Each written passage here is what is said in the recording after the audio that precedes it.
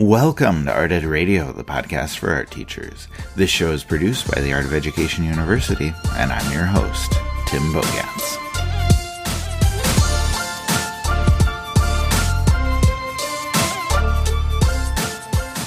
As teachers, we know all too well the constant struggle with our budget. There is never enough money, there are never enough supplies, and we seem to never have everything that we need to teach the way we want to teach. And I wish I had the answer. I wish I had the magic solution to help you get the money you need or the supplies you need or figure out how to get everything you want and need for your kids. Unfortunately, I don't have that, but I do have the next best thing. Some suggestions for you on, how to get some supplies for free and better yet, exactly what you can do with those supplies. So, I'll just say this. It is a time-honored tradition with our teachers to piece together projects and lessons and ideas based on whatever we have available, whatever gets donated, or whatever we have on hand. So today's episode is kind of going to be in that same vein. So let's find some random materials, let's get a lot of them, and let's make some art. Now, before we dive in, though, I want to talk to you really briefly about the Art of Education University. If you just need one graduate course, if you are looking for an entire master's degree, or really anything in between, make sure you check out courses from the Art of Education University. We offer over 20 online courses, including 8 hands-on studio courses designed to help art teachers at every stage of their professional career. So whether you're looking into developing a new art curriculum or getting help with classroom fundamentals or incorporating technology into your art room, maybe you just want to brush up on your own fine art skills. No matter the case, we have the course for you. So see what's available, what interests you, and what you may want to sign up for at theartofeducation.edu/courses.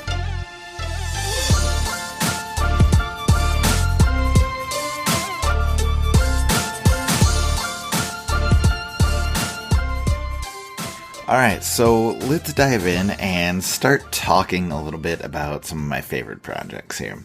I'm going to begin with one that I just call a geometric newspaper sculpture. And that one's pretty simple. You're making geometric forms out of rolled up newspaper. And newspaper is almost always easy to come across. A little less easy than it used to be, but you can still find it. And for me, this lesson is super easy to present. Basically, we just roll up newspaper into a thin, long cylinder, tape the end so it stays, and then we tape those individual pieces into small geometric shapes. And then you can combine those to stack, whatever forms you want to do. Triangles or pyramids usually work the best and make for the strongest sculpture, but you can do whatever you want. The requirement I always gave kids was to make the sculpture as tall as the person making it. And that's a good challenge for them. If you've got enough kids that you can do this in groups, then they almost always enjoy doing that in groups. It makes it a little easier to build those tall sculptures. So I love that idea. And then, if you have some spray paint just hanging out in your room, definitely go for it. Spray paint those. They can look really cool. If they're all, have some color to them. But if you don't have spray paint, that's fine because the natural look actually looks pretty good too. So, that's a fun one. Again, just roll things up into cylinders, try and build something tall. And I usually have kids focus on some simple things like, it needs to be stable, needs to look good from all different angles, and then maybe kind of accentuates the geometric aspects of the sculpture. And again, very simple to present, very simple for them to make, but you can get some really, really cool forms and some really, really cool sculptures out of it.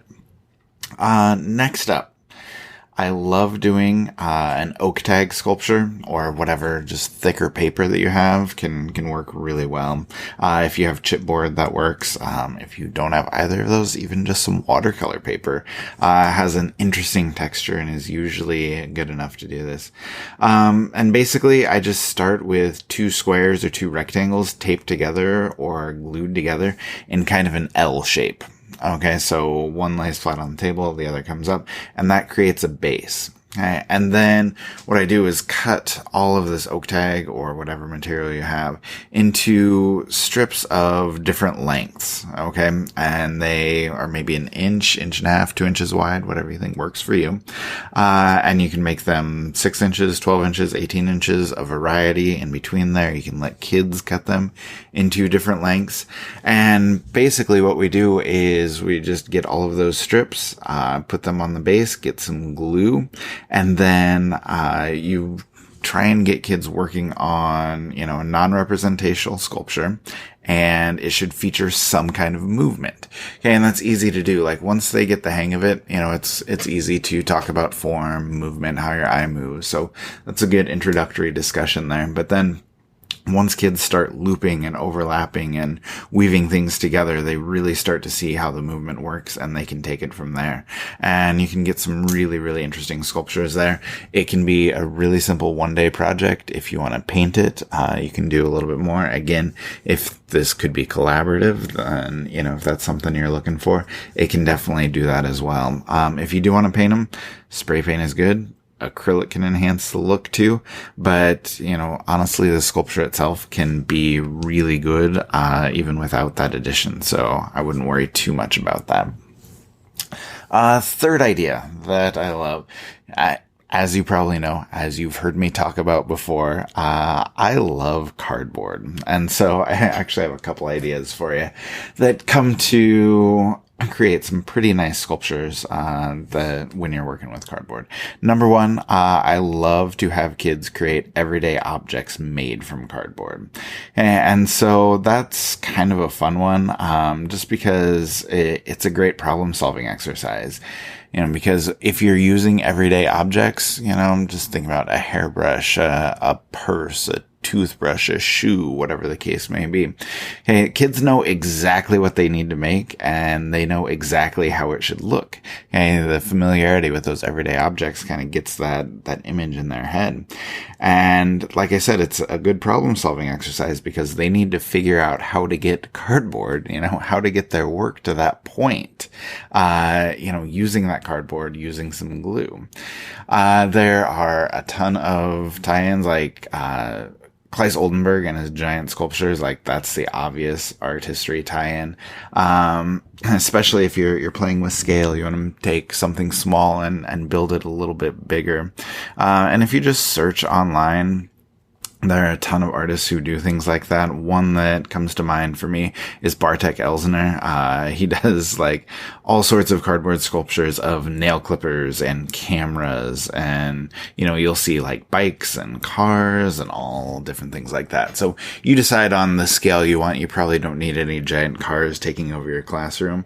But if you just do things to normal sizes here, then your kids can be really successful with that and really enjoy that.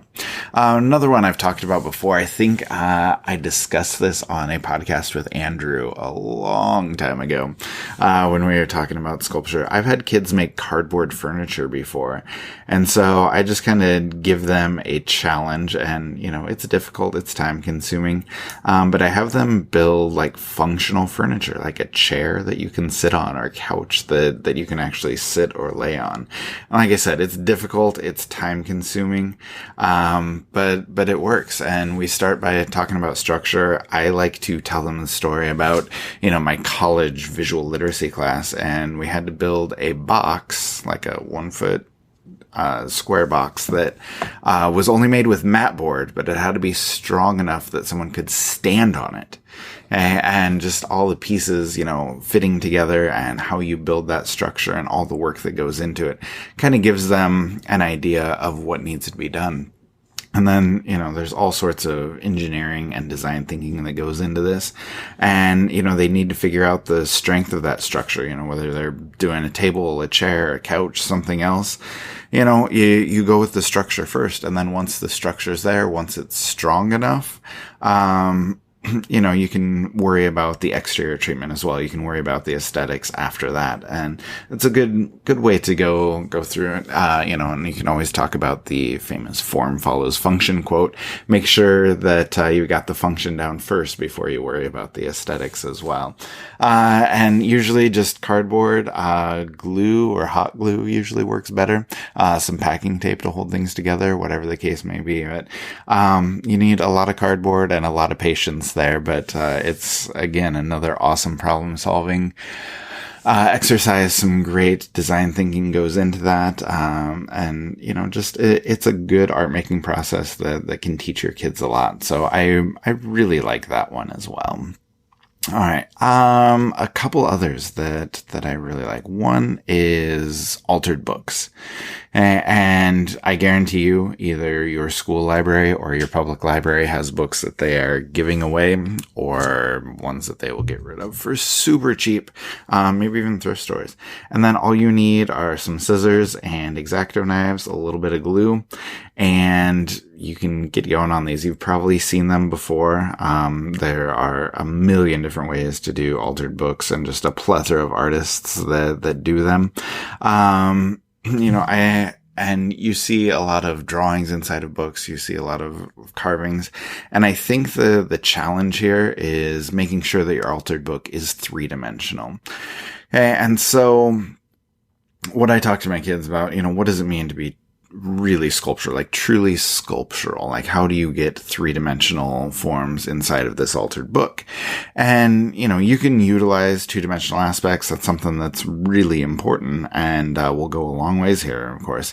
But, if you can get your kids to form those pages into different sculptures using different folds, there's obviously, origami tie-ins, and just talk about, what kinds of things you can do to do that. Maybe they need a list of prompts on how to alter pages, or, maybe they need a couple extra books to experiment with to really see how to build a form. But, like I said, there's so much visual inspiration out there when it comes to altered books. So many artists that are doing that, just spending a little bit of time making some sketches, taking some notes, as kids look at things online can be incredibly helpful, as they start to develop those ideas.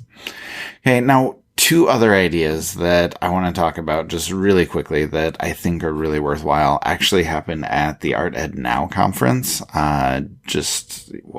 6 weeks ago, at the end of July there. One of them was a really cool mixed media sculpture that Matt Young did. So shout out to Matt. He talked about just bringing different materials together and talking about abstract sculptures that you can create. He's got a really cool form that he has his kids fill out, and they do a little bit of clay, a little bit of plaster, a little bit of wire. And he talks about how they can combine things to create a non-representational sculpture. And he does it a lot of times at the end of the year when he's running low on supplies, just showing kids, here's what we have left, here's what you need to create. And again, it's an awesome problem solving thing. And in his presentation, he talked about how he uses it for assessment as well. And so a lot of really good things there. I hope we were able to see that. And we'll see if I can maybe pull the download from that, or some type of information that we'll link in the show notes, and see if you can check that out as well. And then the last one that I love was newspaper pottery. Caitlin Thompson did this idea at the conference.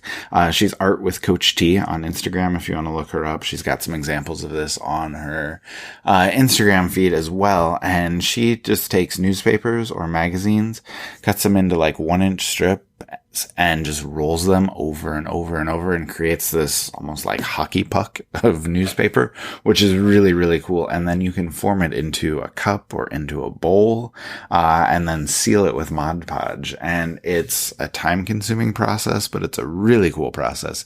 And you are able to see some really, really cool things that your kids can develop. And as we know, they love their functional stuff. And so if they have a bowl that, they can can take home and put some candy in or spare change or whatever. I mean, it seems trivial to us, but kids love those sorts of things. So look up Art with Coach T on Instagram. I'll see if we have anything from the conference we can share there too.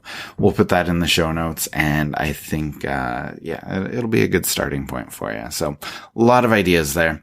And actually, I think we'll cut that there, and we need to talk about where you can get supplies as well. All right, so obviously none of this works if you don't have the supplies for it. And as I talked about in the intro, like, it's tough to find the supplies you need when you don't have much of a budget. So let's talk about where we can get these supplies for free or for cheap, at least. Number one, okay, donations from school. Okay. Don't be afraid to ask your parents, not your parents, but the parents of your students, for donations. If they have anything lying around, that you think can be donated. We've done entire episodes on like what to do with all the donations that come in that you don't want. But if you can narrow things down and say, hey, we would love scrap paper. We would love old cans of spray paint that are sitting around your garage, any scrap wood you have, any newspaper that's sitting around, any of that stuff. Feel free to donate, and ask other teachers too as well if they have anything sitting around their classroom or sitting around their house that they're trying to get rid of. Then definitely give that a chance, see what you can get, and you can do a lot with that. Okay, and going beyond that, ask friends, ask family. Just like newspaper, I said it's easy to come by. Like I'm kind of old, hopefully not that old, but I still get the newspaper. And guess what? Lots of people older than me still get the newspaper too. So, ask, people that that have a subscription. Hey, can you save your papers for me? Even if they save them for a month, you have a giant box that you can do all sorts of incredible things with. And if you get that from a few different people, man, you are just rolling in it. You can make some gigantic newspaper sculptures then. I also like to go to stores and ask if there's anything that can be donated as well. Sometimes it's supplies. More often it's cardboard and boxes. A lot of times, they'll just have a whole dumpster full of cardboard that you can just take. And I think that's always something that can be used, whether it's for painting, whether for sculpture like we talked about, or anything else. Then I think that's pretty worthwhile to get that. So just go in, talk to the manager, say, hey, I'm a teacher, which is a great start to most conversations when you're asking for stuff. Just say, hey, I'm a teacher. I'm thinking about doing this. I need a bunch of cardboard. Do you guys have anything that I can take? And more often than not, they'll say, hey, yeah, why don't you pull around back and we'll have somebody, load some stuff up for you. Hey, that's a huge win, and you can get so many things in your car. And then if you teach high school or even middle school, you just have kids walk out to your car, carry everything in for you. It makes life super easy. And then finally, this one is questionable if you actually want to do it, but spend a lot of time doing some dumpster diving. There's so much in there that can be used. I've talked before on the podcast about how much I love political signs. Just anything advertising, vote for whoever, for whatever race. Those work great. So once the election is over, just collect those. Again, they're awesome as painting surfaces with a little bit of gesso. They're awesome for sculptures if you just cut them up and start sculpting with them. Those geometric forms can do some awesome things. You can almost always find cardboard, like I said, in recycle bins or in dumpsters. You can find scrap wood, and a lot of times you'll find stuff you didn't even know you needed, and just whatever piques your interest. Now, obviously, you don't want to get too much. You don't want it to take over your room. You don't want to become a hoarder, but that's a discussion for a whole nother day. The point I'm trying to make is there are a lot of opportunities for you to get these materials for cheap or for free. So definitely try and take advantage of those if you can and when you can. All right. So let's go ahead and wrap it up. I hope some of these ideas are things that you can use, things that can help you throughout this school year, whether you just use one idea or end up using all of the ideas. I hope it helps. And better yet, if you can just take these basics and use them as a starting point to springboard into something better, or your kids can use them to get more creative and develop something even better, please do it. Like, take these ideas, do what you can with them, and run with with them. Build and sculpt and create, and give your kids a chance to do something, to create something that they're going to love, because that's one of the reasons we're here, isn't it?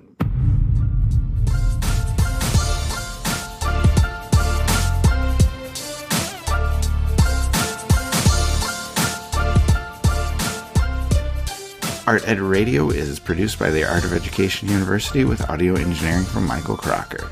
Thank you, as always, for listening, and we will talk to you next week.